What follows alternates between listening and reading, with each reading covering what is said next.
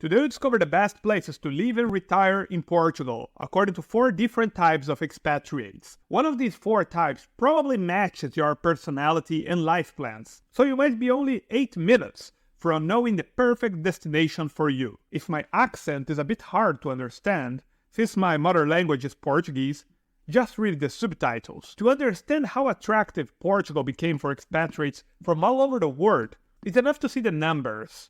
In only 14 years, the number of British citizens living in Portugal skyrocketed from 15,371 in 2008 to 46,000. It's easy to understand why some Brits would prefer Portugal instead of their island, but the same is happening with multiple other nationalities. The number of French citizens living in Portugal went from 4,576 people to more than 27,000. This is almost 500% in 14 years. Italians. 14 years ago, there were less than 4,000 in Portugal. Now there are 34,000 there. More than 700% growth. The same happens when we see nearly every single country.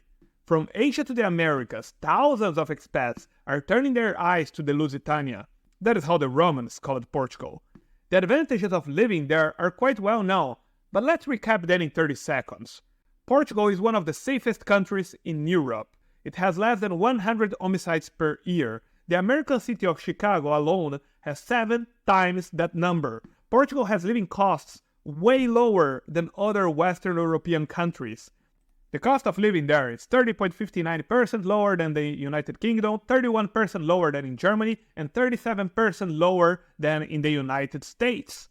Portugal also has a comprehensive public healthcare system, the Serviço Nacional de Saúde, which provides coverage for all citizens and legal residents, but it may be overloaded in some aspects. Private health institutions, however, often have very good standards. To close the list of advantages, the most obvious one, the climate, with warm summers and short, mild winters. Comfortable to live in year-round. So which place in Portugal is the best for you? First, it's important to know which kind of person you are. To help, we created 4 archetypes. For each one of them, we recommend a different city in Portugal. The first archetype is the couple seeking a peaceful retreat. Let's call them Mary and Robert, both 70 retired teachers. Mary and Robert spend their lives teaching busy urban schools. Now they are looking for a peaceful and quiet place to relax and enjoy their retirement.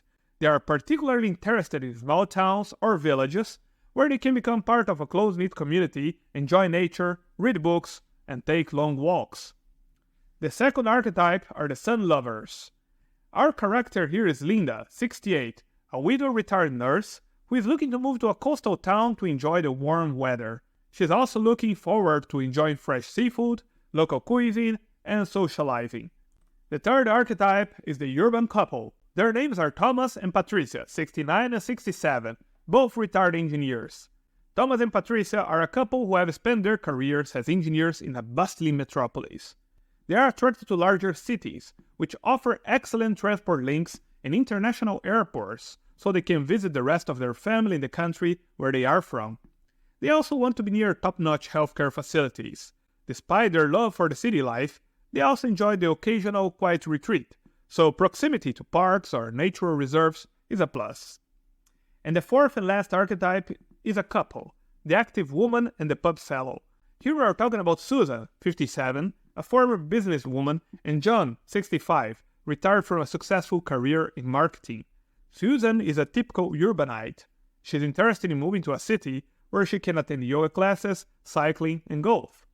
She's also looking forward to going to local markets and attending local events.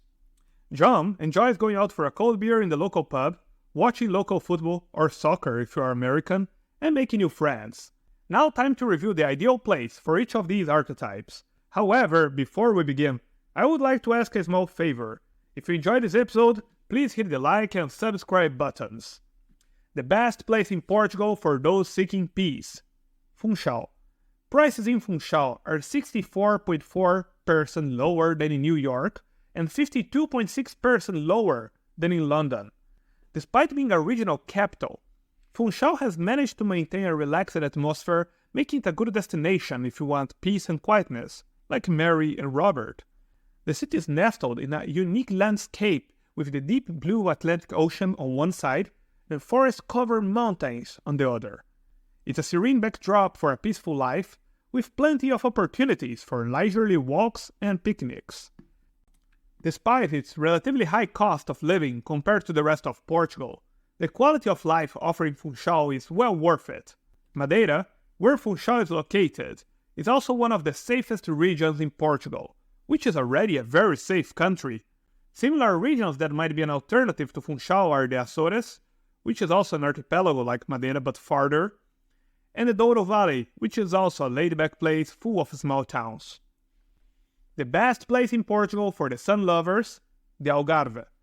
This might be a bit polemic, because some Portuguese people say that the Algarve is not real Portugal anymore, since in some places it's easier to hear English than Portuguese.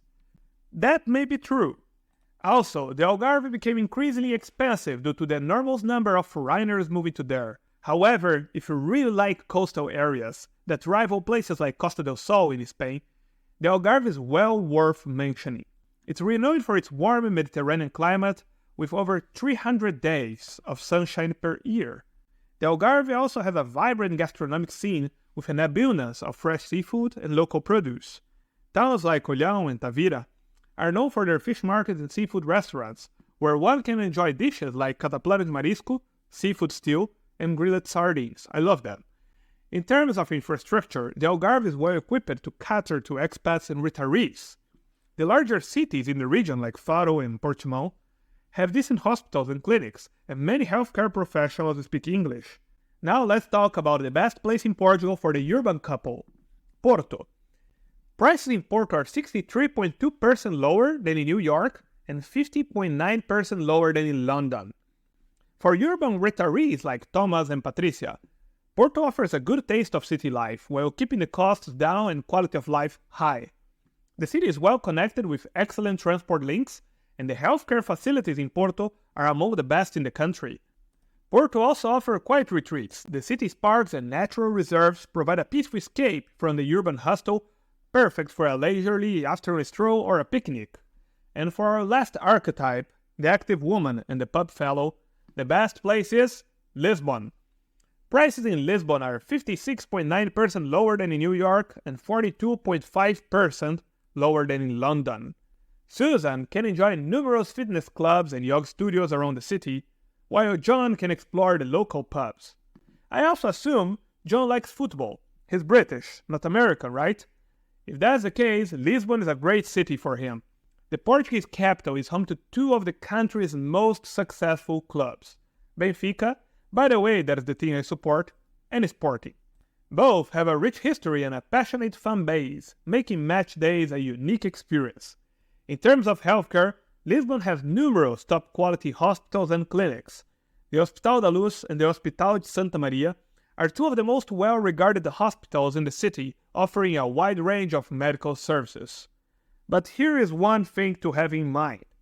No matter where you choose to live in Portugal, you'll be able to enjoy one of the world's best cuisines, the Portuguese.